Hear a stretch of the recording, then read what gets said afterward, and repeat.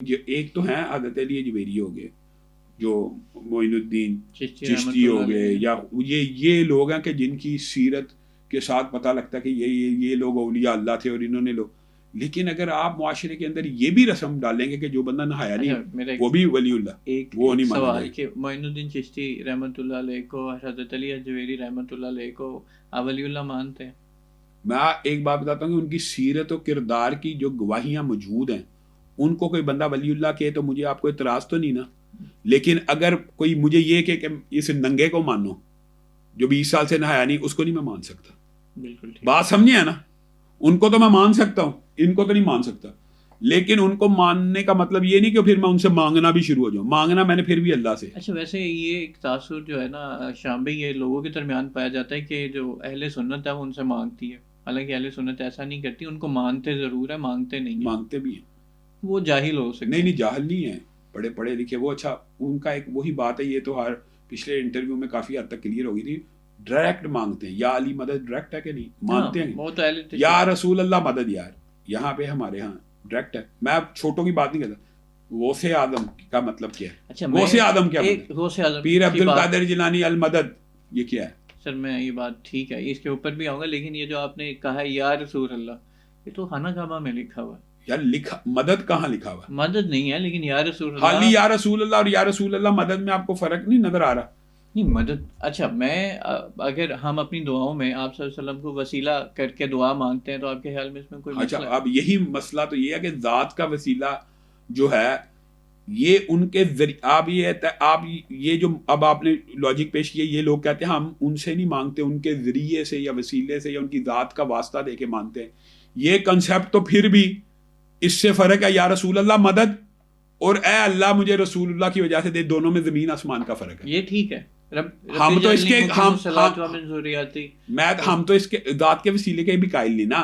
وہ تو ایک الگ ٹاپک ہے کہ ہم جو شخص دنیا سے چلا جائے یا جو شخص دنیا میں موجود ہو اس کی ذات کے وسیلے کے قائل نہیں، ہم اس کی دعا کے وسیلے کے قائل ہیں.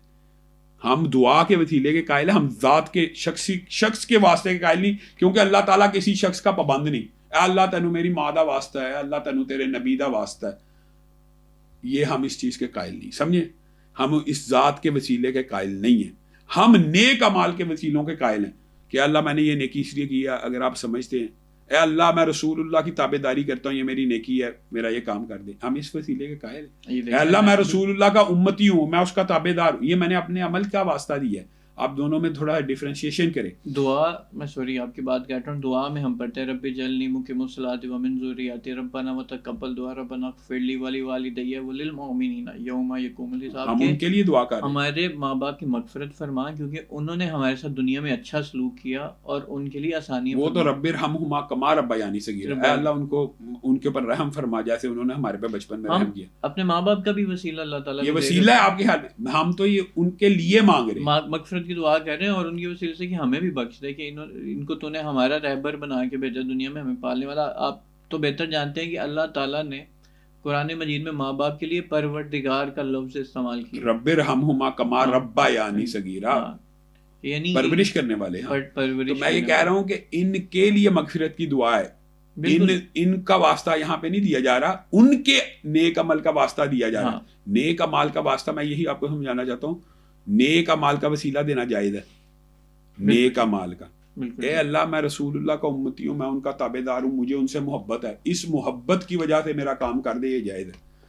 اے اللہ تینوں رسول اللہ صلی اللہ علیہ وسلم کا واسطہ کام کر دے، یہ نہیں جائز ہمارے نزدیک، کیونکہ اللہ اس کا پابند نہیں ہے.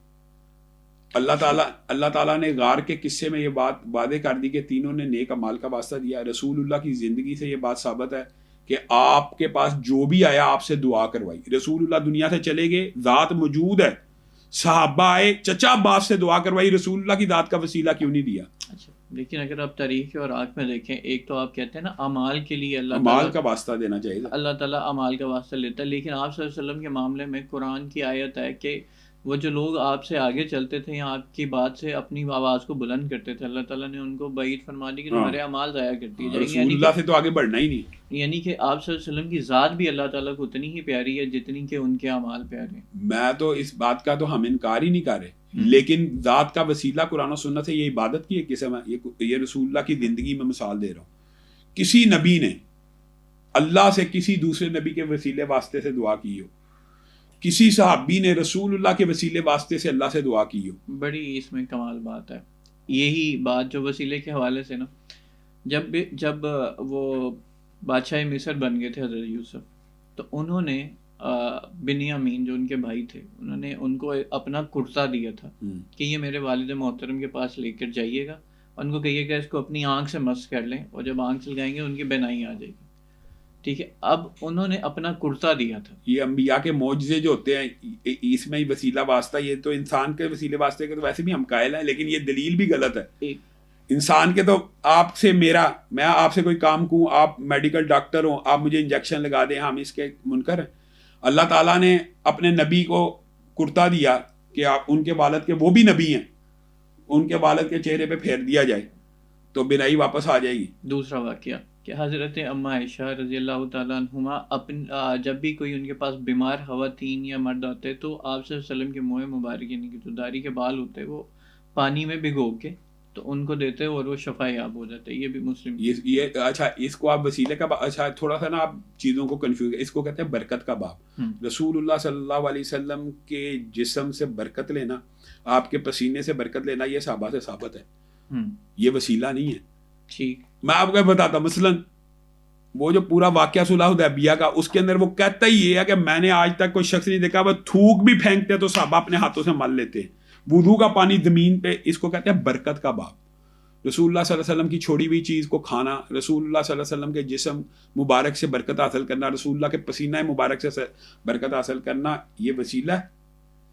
میں صرف یہ کہ وسیلہ کہتے ہیں، آپ سنیں، وسیلہ کہتے ہیں علمی اصطلاح میں، شرعی اصطلاح میں اللہ رب العزت سے دعا کرنا کسی کے واسطے سے، اس کو وسیلہ کہتے ہیں. عام فہم ترجمہ میں نے کیا عربی عبارت کا کہ اللہ سے مدد مانگنا کسی دوسری شے کی وجہ سے.